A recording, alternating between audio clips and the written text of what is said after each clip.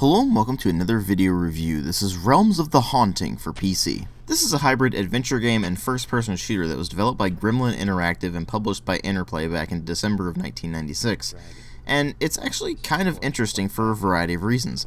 First being the very unusual combination of adventure game and first-person shooter. You just don't see that very much. And in fact, this is really the only game I can think of off the top of my head that combines first-person shooter gameplay with an adventure game.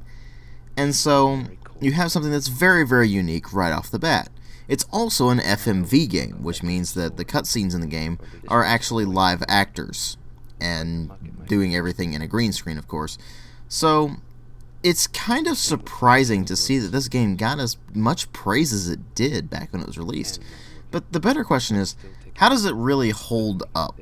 Is it a great game of its own merit, and it just happens to be a very unique combination, and even happens to be an FMV game? Or is it more of a technical thing back in the day? Well, obviously that leads into an examination of the presentation, which actually holds up surprisingly well to this day. You have a ton of detail in the environments, which really brings things up, where you're examining these things and you don't necessarily see quite everything right off the bat, and you have to actually go in and look at more of the finer details to really be able to find everything you need to find. Sometimes the things are much more obvious, for example, huge scrawlings on the walls or things like that, and the sheer amount of set decoration is actually pretty impressive, and it all fits in to create a very, very nice visual atmosphere with an art style that is still pretty much unique. And so, the visuals just work really well for this game. At least when you're actually playing the game and running around and interacting with things. There are some things here and there that aren't exactly the best looking things. For example, the first-person weapon modeling and animation. It's not models, it's sprites, but basically they just did the FMV sprites and they actually don't look very good. They're decently detailed, and the animations themselves are actually surprisingly detailed, but they just have this kind of awkward-looking pixelation that really does just make them unappealing to the eye. Luckily, you're not really paying all that much attention to what your weapon animations look like. Instead, you're paying attention to what's going on around you, and that really does work pretty well. There's also the Fmv Cutscenes, which I'll be showing you some of now, and while they are certainly of a fairly low quality by today's standards because it was, of course, an FMV game from 1996, and they had to compress things down really badly to be able to fit it on CDs, it does suffer a bit. And back in the day, this actually had to be run on multiple CDs. But even with this compressed video, it actually looks pretty good. They still put quite a bit of set dressing in there. Obviously, a lot of the CG is really corny looking, and some of the acting is kind of ridiculous. But by and large, they did a very good job with the FMV cutscenes, and that also leads me into the discussion of the sound design. Because you do have all of these live actors playing these characters, and they both play them in the cutscenes, as well as the narration when they're actually just in-game and saying things. So, for example, the person who plays Adam Randall, the guy you're playing as, does a fairly bored voice for a lot of things, but he actually does some decent acting here and there, and most of the characters are decently acted. It's not cringeworthy by any stretch of the imagination. Some of it is kind of overblown and corny, but it still feels like it fits in, oddly enough, and it actually works fairly well in this game's favor to give it quite a bit of charm. And the rest of the sound design also has some charm to it, even though it's mostly average at best. The sound effects themselves are decent, not all of them are particularly great. The shotgun sound is nice and powerful, for example, but the pistol sounds pathetic, even though it's a 45.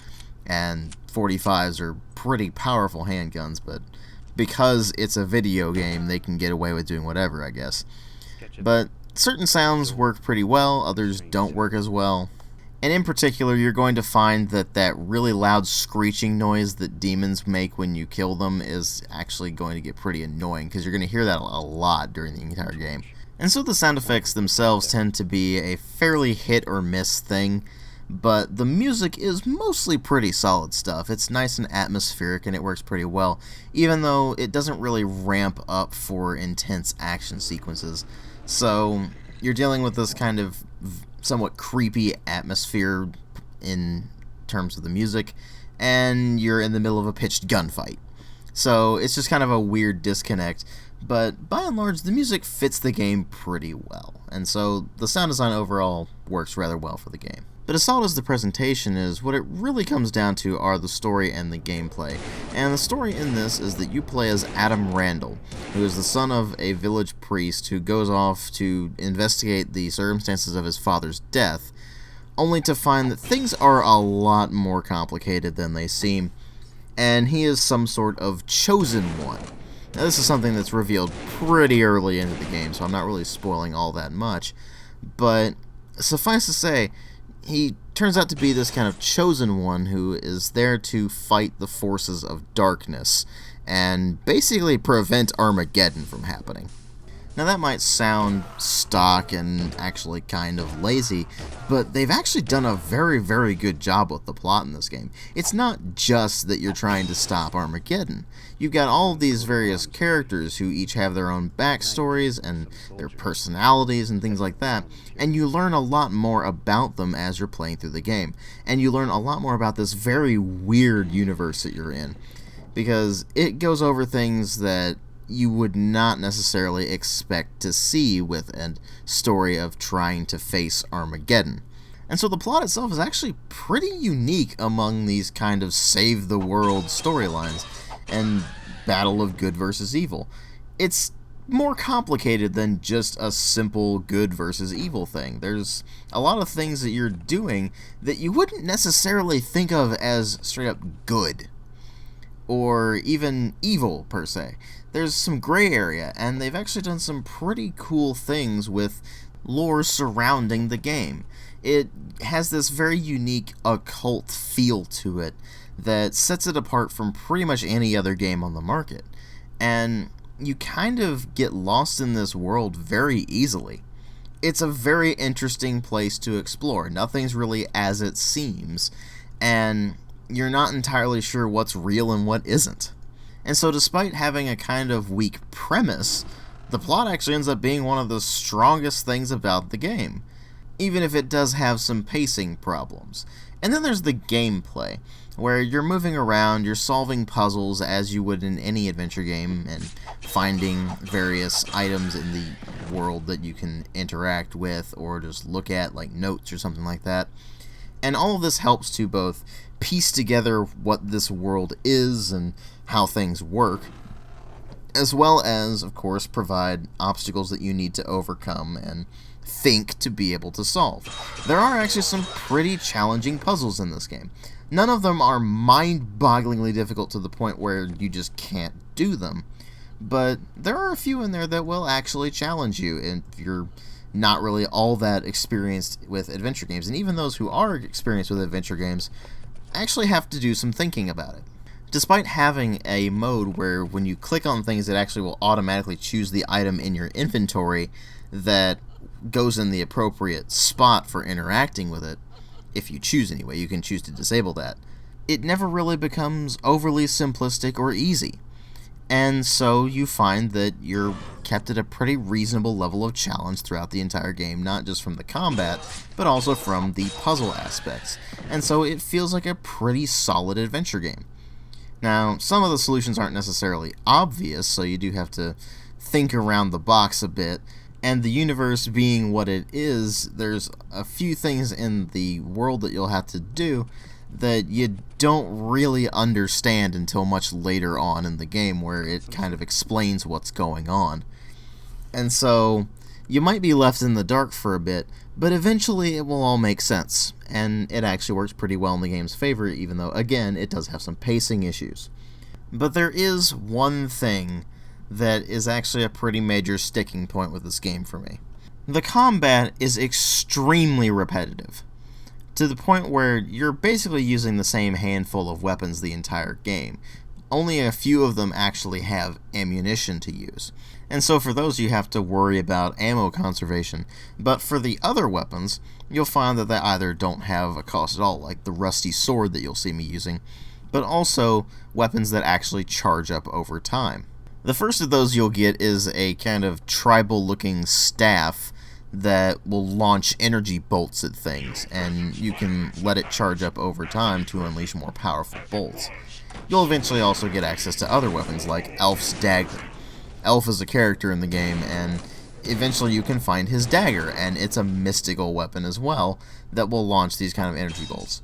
There's even a blunderbuss that you can find that just shoots explosions at things and never runs out of ammo. You just have to wait for it to recharge. And so the arsenal is pretty unique, even though a lot of the weapons just kind of have this basic energy blast thing going on. But you're doing the exact same thing on every enemy in the game, which is just click on them. Now, you do that in any first-person shooter. It's perfectly fine.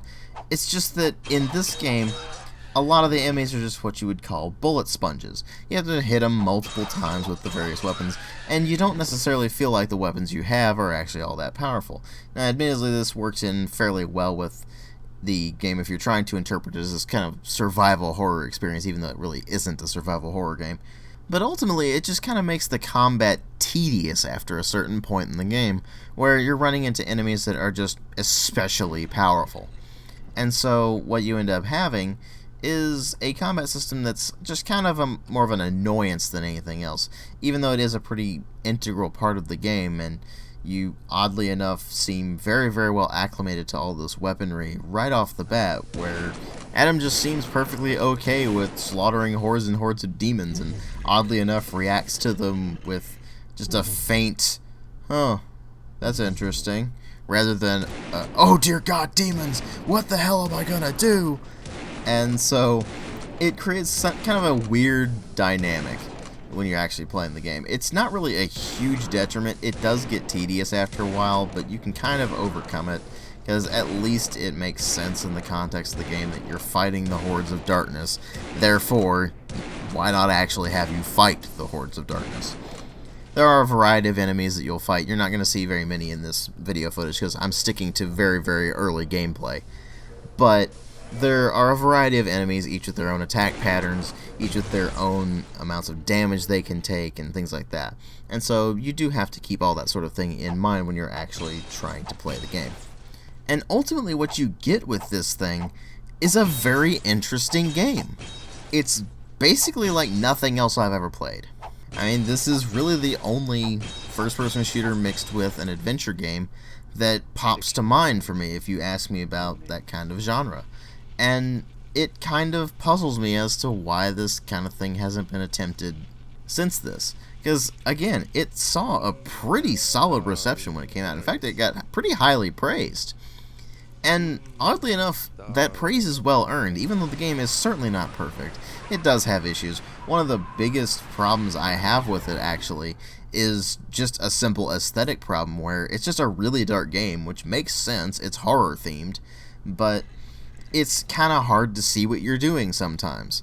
Now, admittedly, when you run across, say, candles or whatever, you can actually light them, and that will light up the area around you. But even then, it does become fairly difficult to actually see what you're doing sometimes, and that can just be kind of annoying. The controls themselves are not entirely intuitive either. You get used to them after a while, but they just aren't all that comfortable to use. And the biggest problem with it is, of course, that it has a pretty major pacing problem, where you don't really get into the meat of the story until maybe a bit before halfway through the game, where before then you're just kind of getting these subtle hints, or not even necessarily subtle hints, but all these hints at what's going on in the background, and you don't really understand that until much later on in the game.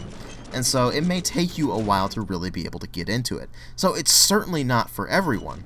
But if it looks interesting to you, I recommend trying it out.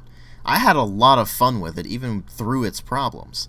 And thus it seems that all of that praise that's leveled at it is pretty well earned.